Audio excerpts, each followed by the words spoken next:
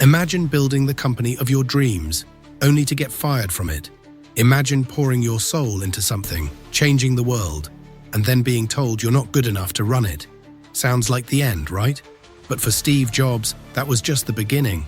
Steve Jobs wasn't just a businessman. He was a rebel, a misfit, and a visionary who refused to settle for anything less than extraordinary.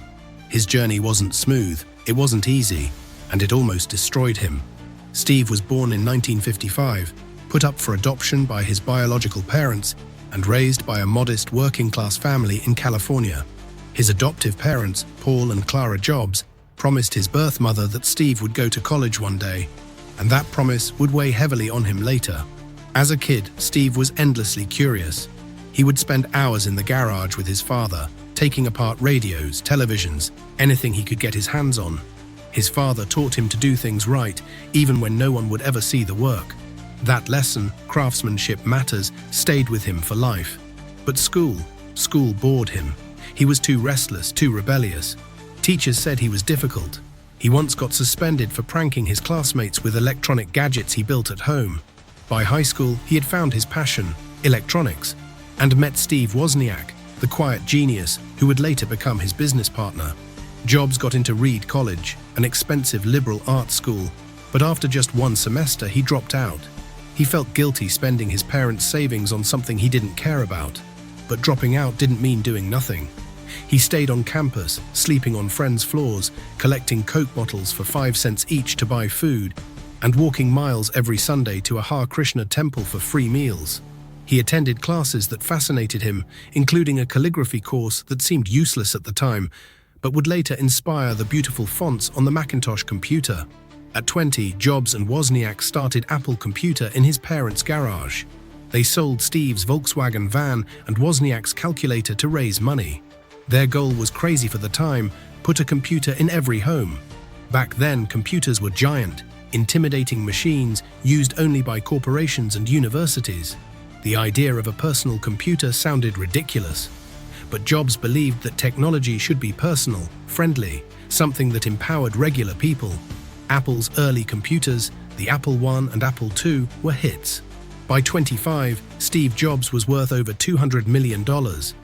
Apple was one of the fastest-growing companies in America, and Jobs was on the cover of Time magazine. But success came with a cost. Jobs was brilliant, but he was also demanding, impatient, sometimes ruthless. He pushed his team so hard that people cried at work. Some admired him, others hated him. And soon, his personality clashed with Apple's board of directors. In 1985, at just 30 years old, Steve Jobs, the man who built Apple, was fired from his own company. It was brutal, public, humiliating. For weeks, Jobs was lost. He later said, "I felt like I had dropped the baton in a relay race and the team was letting me go." He even thought about leaving Silicon Valley forever. But slowly, he realized something. Even though Apple had fired him, he still loved what he did. He still loved building things. And that love became his fuel.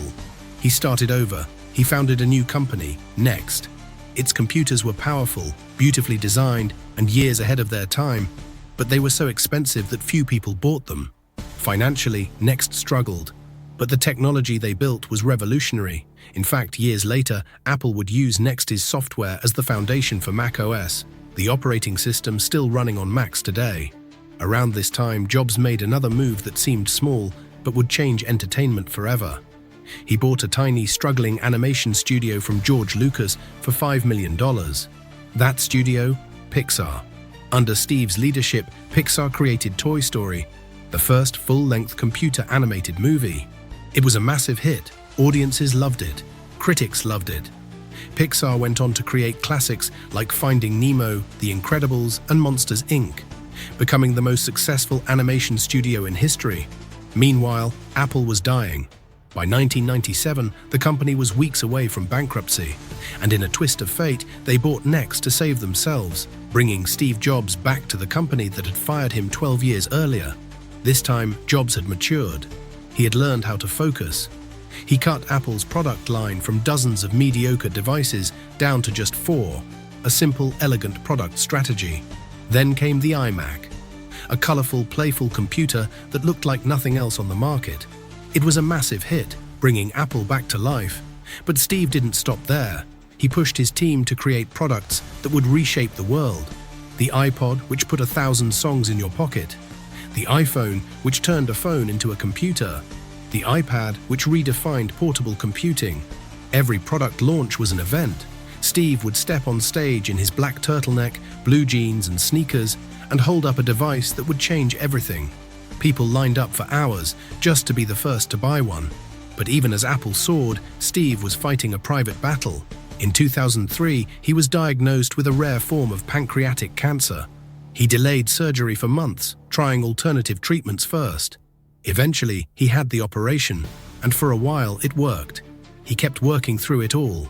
Even while sick, he was reviewing products, making decisions, pushing his team to create the future.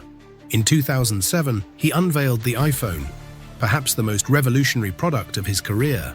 It didn't just change Apple, it changed how we communicate, work, shop, and live. But by 2011, his health was failing.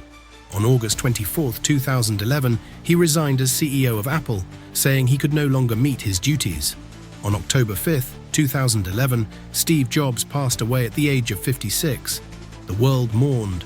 Millions of people left flowers outside Apple stores. Leaders around the world paid tribute. Even his competitors called him one of the greatest innovators in history. Today, Apple is worth over $3 trillion. The iPhone created an entire ecosystem, app developers, accessory makers, new industries, employing millions of people. But Steve Jobs' real legacy isn't just Apple. It's his belief that technology could be beautiful, that work should have meaning, that even after you get knocked down, you can come back stronger. He once said, "You can't connect the dots looking forward. You can only connect them looking backward." Sometimes life will hit you in the head with a brick. The question is, what will you do when that happens? So the next time you feel like giving up, remember Steve Jobs, fired, humiliated, counted out. And yet, he came back to build the most valuable company on earth. You have two choices. Let failure define you or let it drive you. Because in the end, the ones who are crazy enough to think they can change the world are the ones who actually do.